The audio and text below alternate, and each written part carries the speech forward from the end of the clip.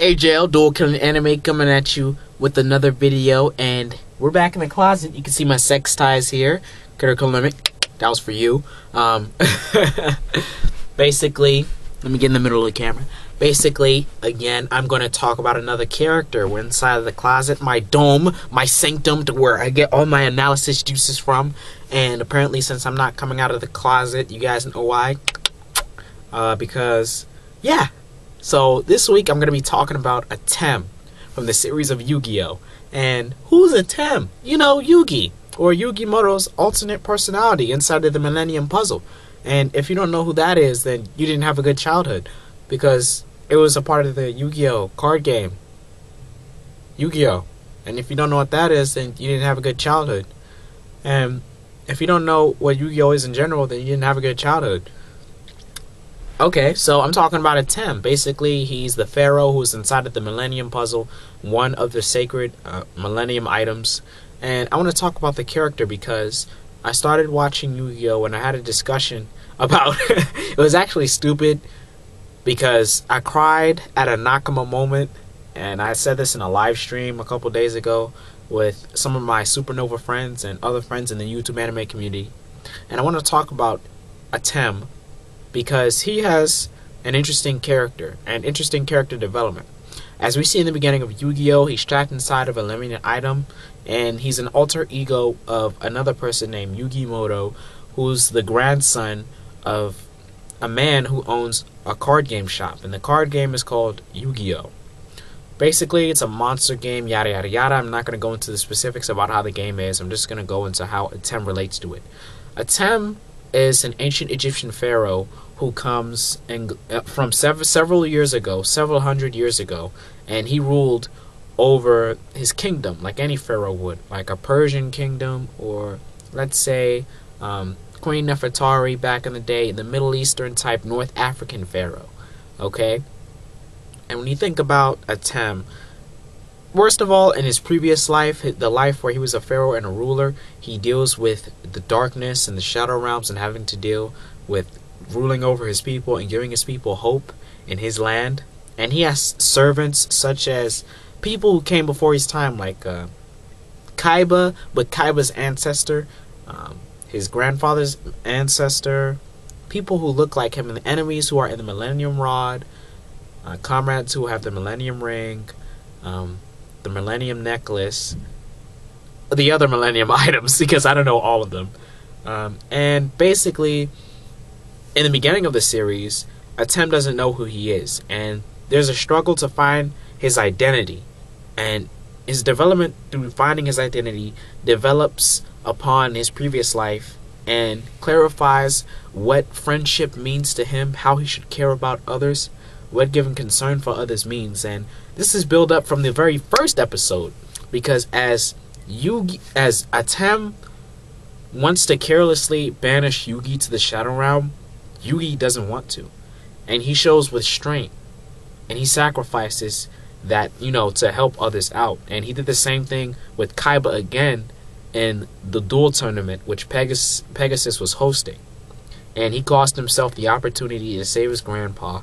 But we see later on how Atem develops from becoming a guy who just wants to do quick action, just wants to win, doesn't care about the ramifications of others, even though they have justified means, to caring for others and building bonds and friendship with the ones that he shares. And I know you guys are going to say in the anime community, well, this is corny, blase, blase, blah. Shit, no, it isn't. It's very important for a past ancient Egyptian pharaoh. It's important on sub-levels because he needs to pass on.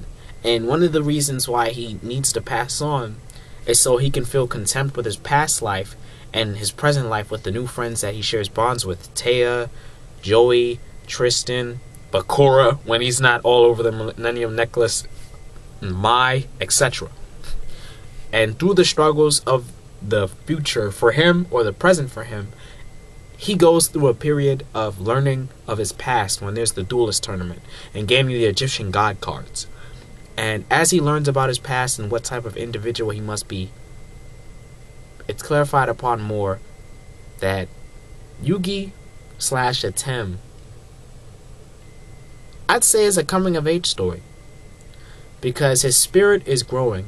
And what Atem did for the friends around him, Yugi Moto, Joy Wheeler, Tristan, was change their outlooks, because Joy used to be a troubled kid who would act like he was tough, but mentally he wasn't. And through his bond and friendship with Atem and Yugi, he gained a keen for caring for others and trusting others, and be able to acknowledge his fears for his sister, Serenity.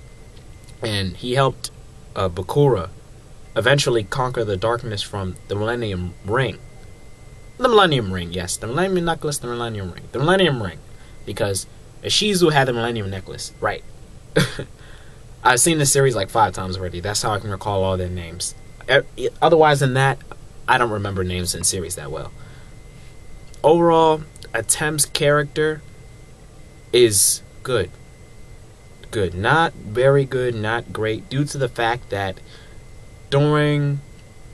Well, I don't know, because I'm basing this most of the anime that I watch, so I don't want to mention filler. I know it's filler, but it's hard for me to remember what's filler because I enjoyed it so much that I want to apply it to the actual story. In the Duelist Tournament, or after the Duelist Tournament, I should say, when there's a flashback arc, when they go to the past, and when they go towards Atem and Yugi's there, he's gaining all these memories, and he transcends to where he has to grow, and he has to take responsibility for his past life in order for him to pass on to the next life. And then it builds this philosophical view of, man, like, for any individual, like, passing on, and what does it mean to be content with your life, and what does it mean to have an effect on others? Because you got to think, in his previous life, he was thinking about how he could rule the best way for his people, how he could protect his people, what it meant to face the darkness, how he could control it, what great power he had previously.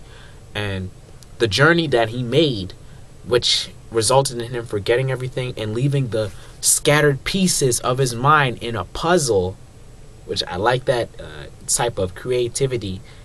You know, it was right in front of him all along, but he needed to go through these steps and these enemies with these friends and these trials to come to it.